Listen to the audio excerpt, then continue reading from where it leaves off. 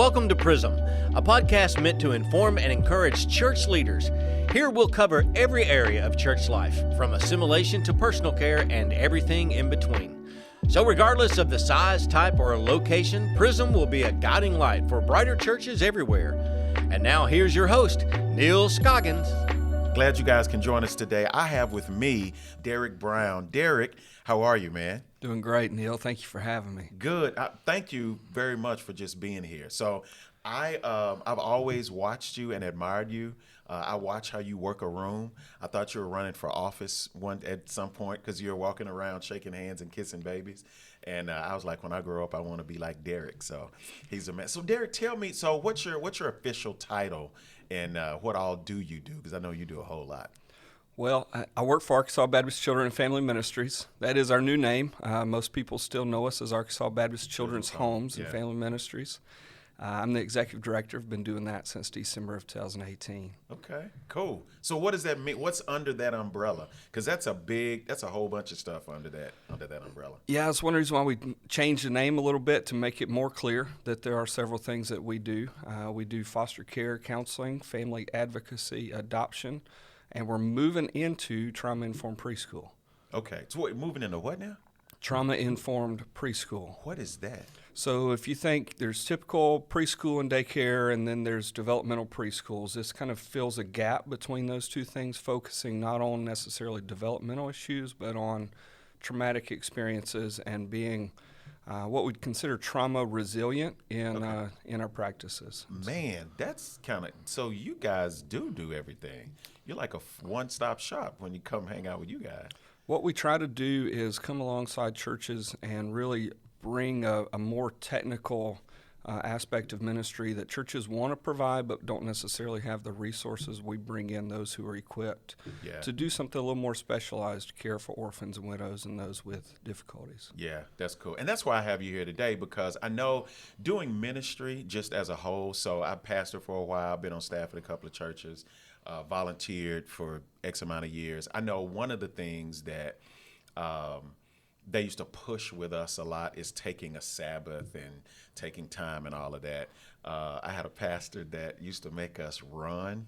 We didn't run the whole 2 miles, but, we would run with him. He was a former athlete, so it was a little different.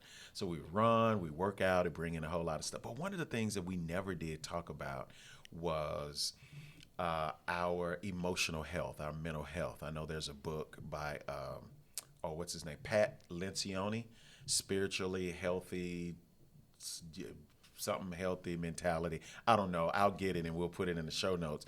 But it talks about being healthy mentally and spiritually. So I know that you talk a lot about, we're going to talk a little bit about living well and what living well actually does. Matter of fact, tell me a little bit about living well and how it helps local churches and church leaders. Living Well Professional Counseling is the counseling division of what we do.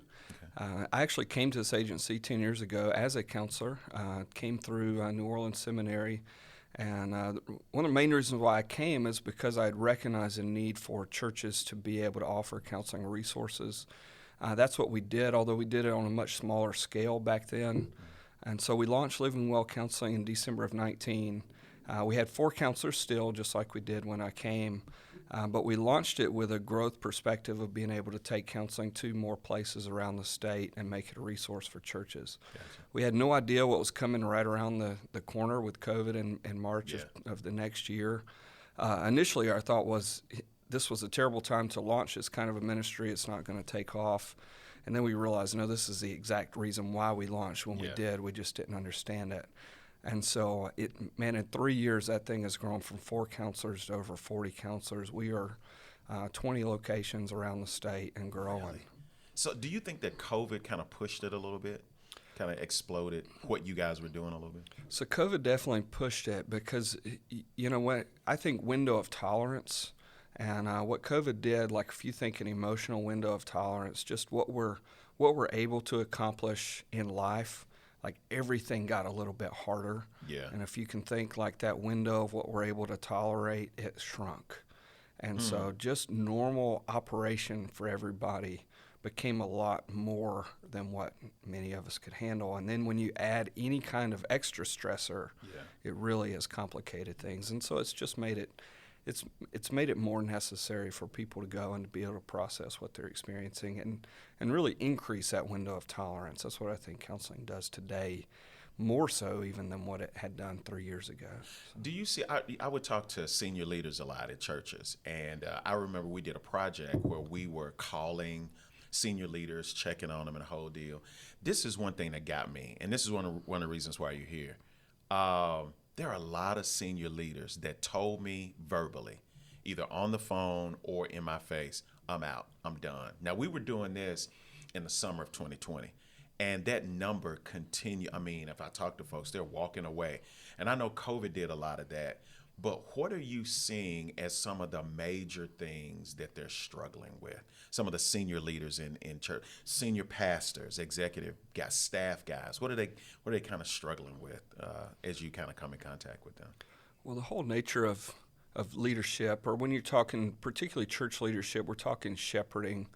And the whole nature of shepherding is that we're carrying the burdens of the sheep if we're doing our jobs. And so when you think about if you're shepherding a congregation of people who their window of tolerance is smaller, their stressors have increased, it's only natural that as the shepherd of those sheep that you're going to experience the same thing.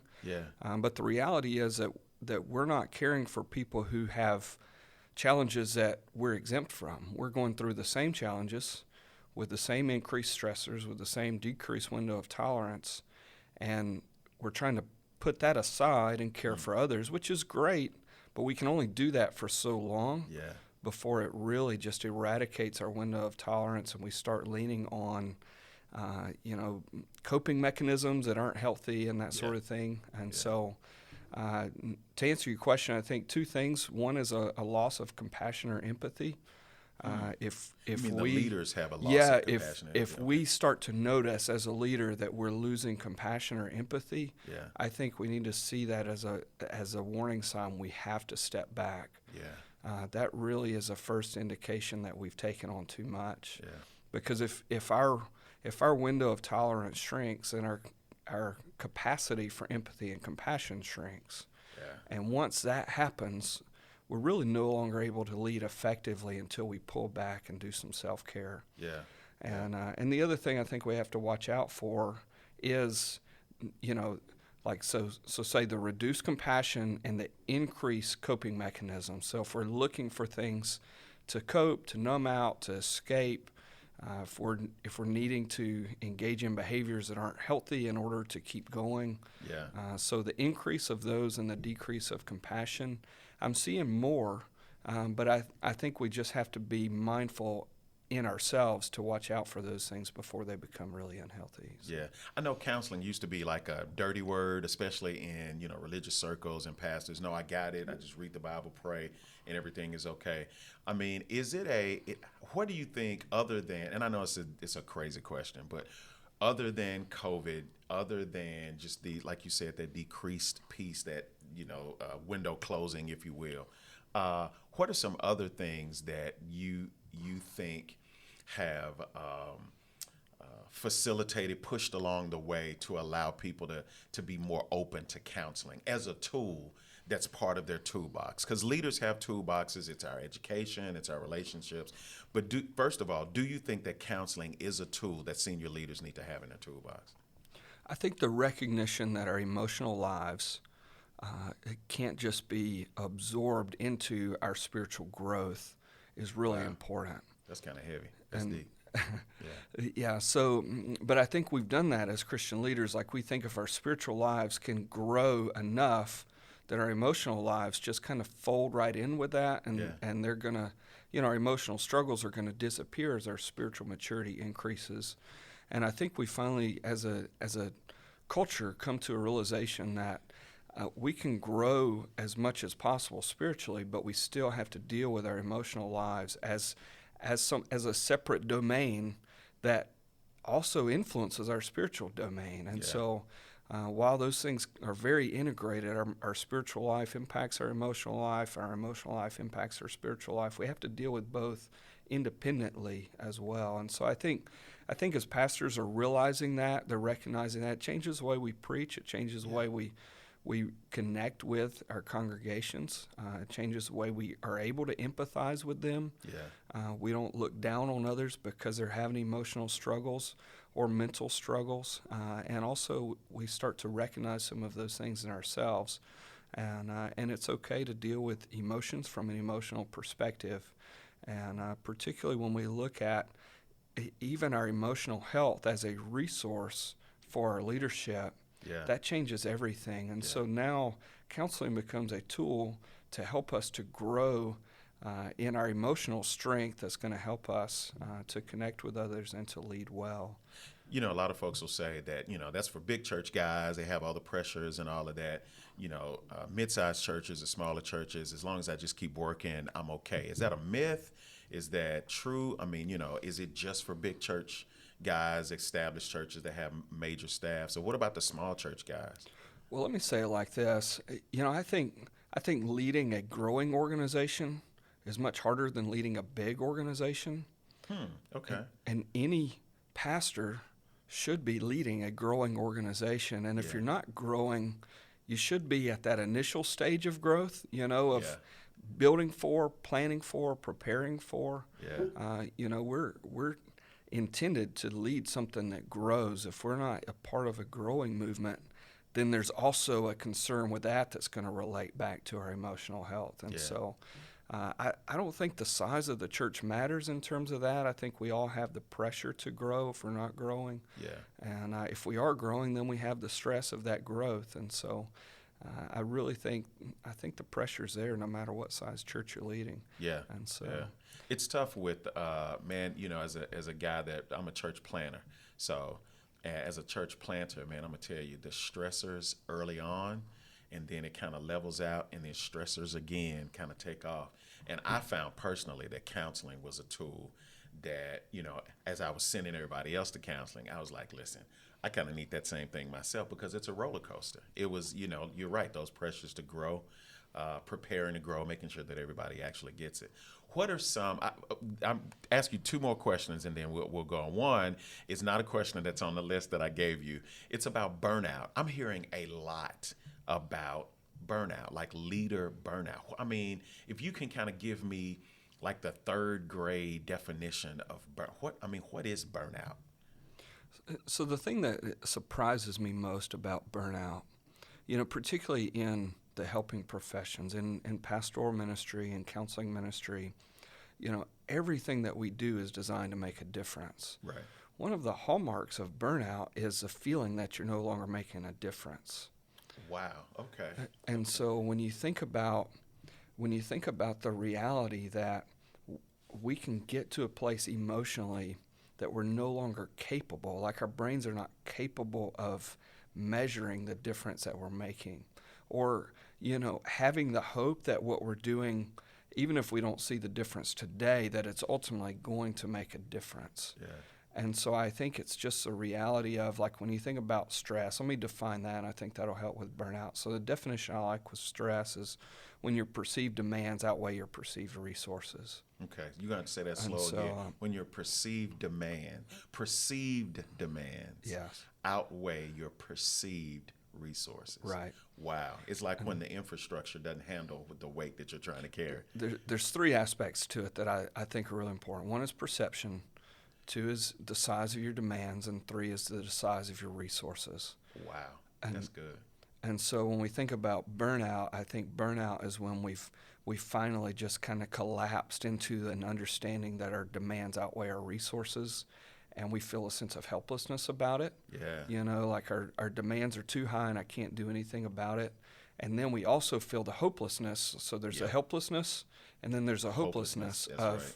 What difference is it making anyway? Which then leads to those destructive behaviors. That's right. Which then leads, it's like a ripple effect that going through there. Do you think that senior leaders, church leaders are closer to burnout than they realize? I think that all brings you back to that window of tolerance. And so if we come back to a place and realize that, we're reacting quicker, instead of responding with compassion, we're reacting with frustration.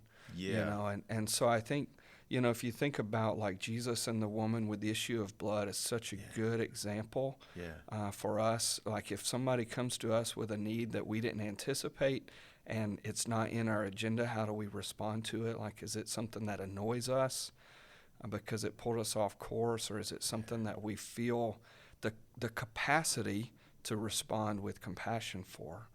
I think a lot of us in leadership right now have lost some of that capacity to be able to respond to something that throws us off course with the compassion and with the grace and mercy, and realizing that that's one of the best opportunities to reflect Christ. I think we lose some of that because we do have this pressure of what we're trying to accomplish, and that's just one more demand that gets added to our list of demands that we already feel like we can't fill with the resources that we have. And so I think we're feeling that. I think the pressures are strong. That's where perception of resources really starts to come into play. So that's good. And so I'd say, for us as Christian leaders, we've got to know our resources. The resources of other brothers and sisters who can rally with us, and this idea of a Galatians 6 idea of we can bear one another's burdens. And when each of us carries our own load, we're actually stronger in doing so because we bear burdens together. And just the idea that the Holy Spirit ultimately is a burden bearer for us. That's right. And to not, it's interesting because we don't lean on the Holy Spirit enough, and at the same time we try to use the Holy Spirit to just wash away our. We try to use the Holy Spirit to just, how do you say this? Like take away our emotional burdens. So we say just pray and forget about it. And so we try to just leave those emotional burdens behind. That's not healthy. Instead of dealing with those things emotionally. Because we treat the Holy Spirit sometimes like a genie. That's right. Hey, I made a mess. Can you come and clean it up? And then we're good. And so learning how to effectively be dependent on the Holy Spirit is a challenge in and of itself. Wow. You know what? I want to kind of end on this one. You talked about some practical things, but let's like encapsulate any practical things. I'm a leader, regardless of whether I have a large church, small church. I'm an executive pastor. I am a youth guy, which my heart automatically goes out to two leaders at a church other than the pastor. The youth guy and the worship guy. I think that they don't get, for me, I don't sing, but I like music, but I see worship guys get beat up a lot and nobody really talks about them. I mean, they go off and do whatever. So what are some practical things that leaders can do to kind of check and make sure that as they, shine the light of the gospel and they're doing whatever they need to do, that they're taking care of themselves? What are some practical things that they can do that you would suggest that to stay healthy emotionally and mentally? That's good. Let me start with this. Like your expectations need to be based on your resources, not your demands. I like that. That's we're good. We're never going to outperform our resources, no matter how many demands that we think that we have. We're not going to outperform our resources. All we're going to do is stress ourselves out trying to meet demands that our resources aren't equipped to meet. That's heavy. That's good. That's good. And so I'd say let's start there of knowing what our resources are and truly capitalizing on our resources. And when we focus on our resources, we can actually increase our resources. When we focus on our demands, we really kind of increase our demands, right? Because we just add the mental burden, which makes our demands even more difficult to meet. And so let's start with focusing on our resources and expanding those. That's good. But our best resource is time, and our second best resource is relationship. Wow. And maybe I need to flip those. I don't know, but let's just say our two best resources are time and relationships. Gotcha. And if we can lean on others, but also just make sure that with our time we're doing the best that we can do with it. And so with that, I'd say, our priority, if our resources are such, then we need to make sure we're protecting our time, or we need to make sure we're protecting our relationships. And if our time reflects our priorities, then we're taking care of ourselves or taking care of our families first. Yeah. And this may take a minute to explain, but I think it's worth it. Good. I was talking to a friend about a personal family crisis that he was having, and he also had a schedule that he needed to meet. And so Are you talking about me? Well, That sounds like me. all of us. I could have been talking to myself. Yeah. But I said, tell the people you're supposed to be meeting with that something urgent came up, and take your wife to dinner. I said, just don't go in the same town because they may show up and think that you're a liar. You're a liar. Yeah.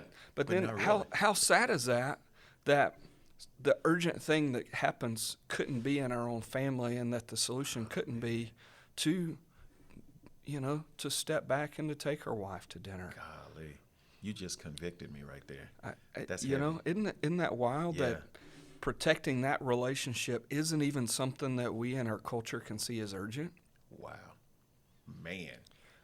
And so if our resources are time and relationships, and if our family is our closest relationship, our first priority as ministers, then why is it that our time and our relationship priority can't reflect that? And so I think just being aware of, setting our expectations based on those resources, be willing to prioritize that, even if our culture, we give lip service to family as first, but we don't really mean it, because organization and structure and the machine, we really do prioritize, and we say family can wait with our actions. And so prioritize family, even if it goes against the grain.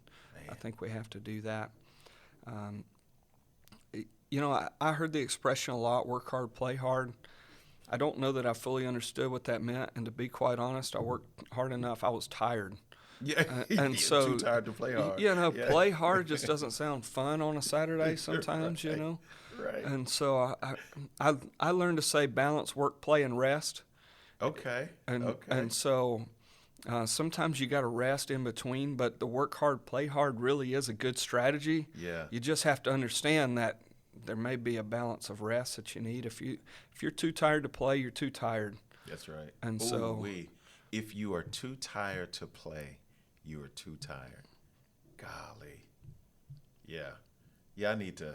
How much do I owe you? $80. I need to go ahead and. This is a free counseling session, dude. That's major. So I'm a preacher, right? So I do things in alliteration. So what you just laid out to me was a couple of practical steps: identify resources, prioritize relationships, and rest. Those are my 3 R's that I got from you. Did I kind of sum some of that up? I like it, man. I didn't plan that, but that worked out well. So. I don't know. You laid that out because that was just kind of major. So, Derek, you said something about New Orleans. You're from New Orleans, or? So I'm a South Carolina boy. South Carolina, okay. Yeah, I moved to New Orleans in 2004. My idea was to be there 3 years and head back to the Carolinas. And so Katrina came in 2005 and really kind of changed our trajectory there. Yep. And all of a sudden, it wasn't what can I get from this city, it was what can I do to serve this city. Yeah. And so we ended up spending 8 years there, and Wow. in a lot of ways, New Orleans is home. South Carolina still ultimately has that place in my heart for what home is. But home is Arkansas for my kids and for my family. This is where we've made life happen. So we're happy to be here. Cool. Derek, thank you so much for being here. Dr. Derek Brown, have an earned PhD. Am I right? Earned?